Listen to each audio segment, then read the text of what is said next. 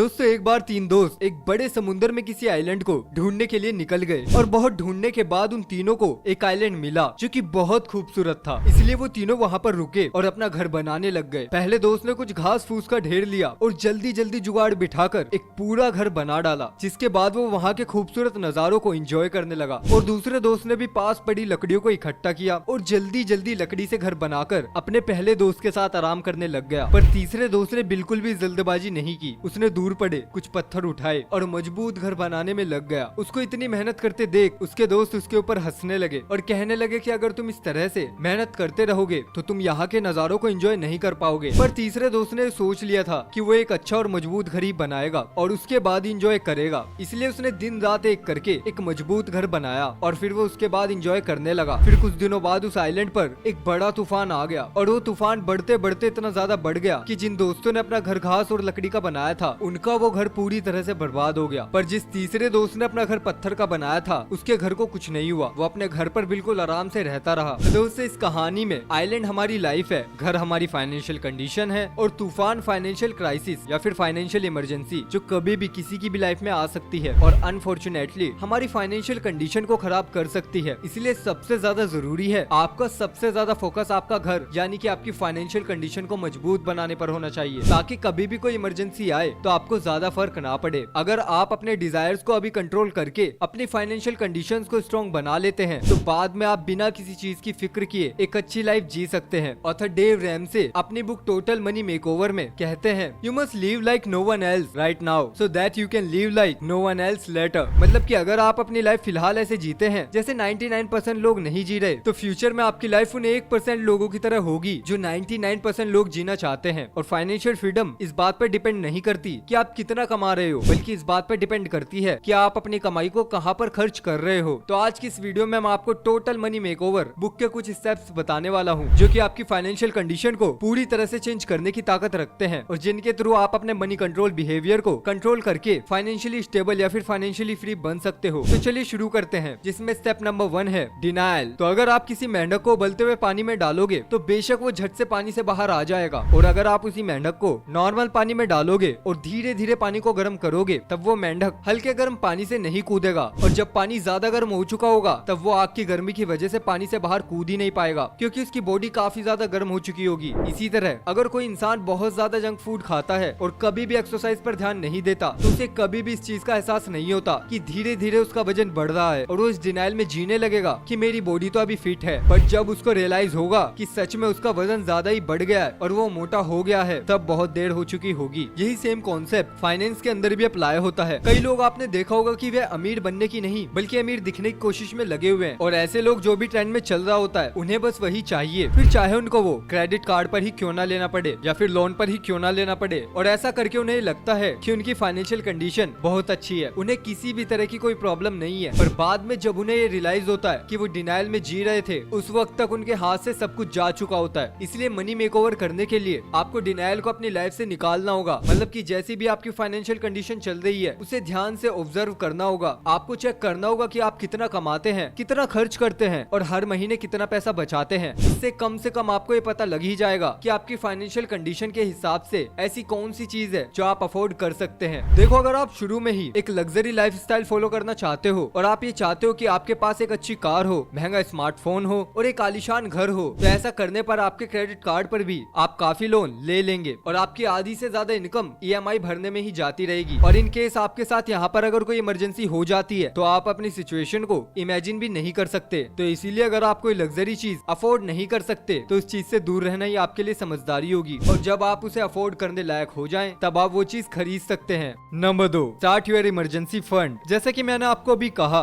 कि इमरजेंसी वाली सिचुएशन कहीं भी और कभी भी आ सकती है, इसलिए जरूरी है कि इसके लिए खुद को पहले से ही तैयार करके रखना चाहिए। ऑथर इमरजेंसी को बरसात वाले दिन की तरह और इमरजेंसी फंड को छतरी की तरह कहते हैं, क्योंकि जब भी आपके ऊपर कभी परेशानियों की बरसात होती है तब आपका इमरजेंसी फंड छाते की तरह से उस इमरजेंसी कंडीशन से आपको बचाने में काम आता है। तो ऑथर कहते हैं कि आपको अपने इमरजेंसी के लिए मिनिमम 70 से 80 हजार रुपए तो रखने ही चाहिए। अब ऐसा नहीं है आपको अपने इमरजेंसी फंड के अंदर 70 या 80 हजार ही रखने हैं, आप अपने फाइनेंशियल कंडीशन के हिसाब से अपना इमरजेंसी फंड सेव कर सकते हैं। बस शर्त ये है कि वो इतना हो कि उससे आपका 5 से 6 महीने का खर्चा आराम से निकल जाए, वो भी बिना कुछ काम किए। देव का मानना है कि लोग इमरजेंसी फंड को लेकर गलत गलतफहमी में रहते हैं और वो मानते हैं कि अगर वो स्टॉक मार्केट और म्यूचुअल फंड में अपना पैसा इन्वेस्ट कर रहे हैं तो वही उनके लिए इमरजेंसी फंड है। ऐसा नहीं है। आपका इमरजेंसी फंड वो होता है जिसे आप बिना किसी प्रॉब्लम के इजीली यूज कर सकते हो, पर आपको इस चीज का भी ध्यान रखना होगा कि ये पैसे आपके किसी फालतू चीज में न लग जाएं। इनको आप बस तभी यूज में लाएं जब ज्यादा ही इमरजेंसी हो। ऑथर के एक स्टूडेंट ने अपने इमरजेंसी फंड को कैश के रूप में एक पेंटिंग के पीछे रख दिया था ताकि जब भी कोई इमरजेंसी हो तो वो उस फोटो फ्रेम को तोड़कर उस पैसे को यूज कर सके। इसी तरह आपको भी अपने इमरजेंसी फंड को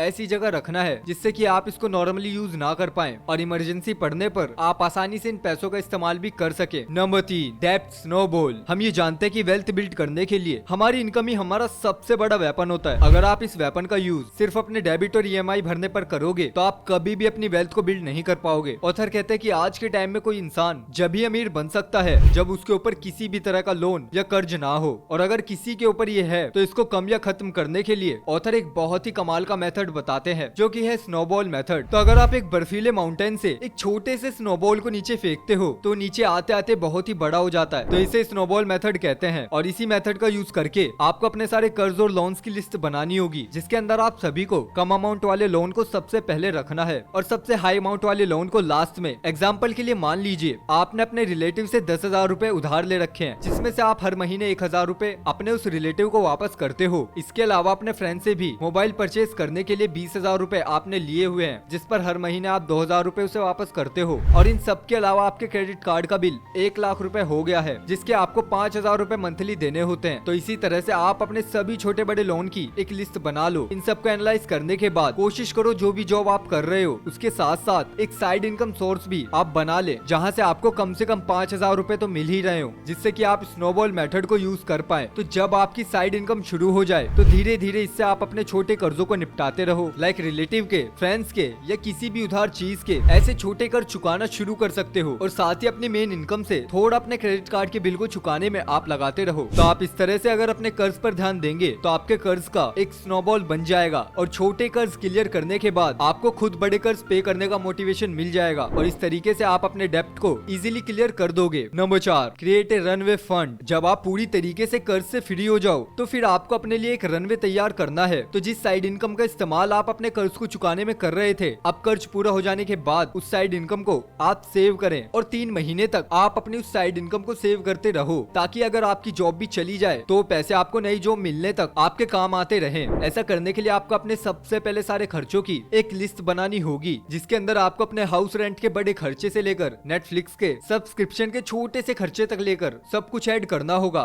मान लीजिए अभी आपकी इनकम 20,000 रुपए है और आप 15,000 रुपए हर महीने खर्च करते हैं, तो रनवे क्रिएट करने के लिए आपको अपनी एक्चुअल इनकम यानी कि 20,000 गुना 3 यानी कि 60,000 सेव करने होंगे। और जब 3 महीने का इमरजेंसी फंड आप तैयार कर ले उसके बाद आपको अगले और 9 महीने तक का इमरजेंसी फंड आपको बनाना है। इससे आपके पास 1 साल का इमरजेंसी फंड तैयार हो जाएगा जो कि इमरजेंसी जैसी कंडीशन में आपके लिए काम आएगा। और डेब्ट फ्री होने के बाद और साइड इनकम शुरू हो जाने के बाद आपको पहले तो कोई ईएमआई वगैरह नहीं भरनी होगी और दूसरी आपकी साइड इनकम भी आपके पास आती रहेगी। तो आपको ऐसे में अपने खर्चों को नहीं बढ़ाना बल्कि जो एक्स्ट्रा पैसे आपके पास बच जाएं उन्हें आप स्टॉक मार्केट में इन्वेस्ट कर सकते हैं या फिर कोई रिटेल प्रॉपर्टी आप अपने लिए खरीद सकते हैं जिसका किराया भी हर महीने आपको आना शुरू हो जाएगा। तो दोस्तों ये थी हमारी आज की वीडियो। आई होप आपको इन्फॉर्मेशन पसंद आई होगी और अगर आपको इन्फॉर्मेशन पसंद आई है तो प्लीज यार चैनल को सब्सक्राइब कर दो, वीडियो को लाइक कर दो। मिलते हैं बहुत जल्द आपसे अगली वीडियो में, तब तक के लिए बाय बाय, अपना ख्याल रखिएगा।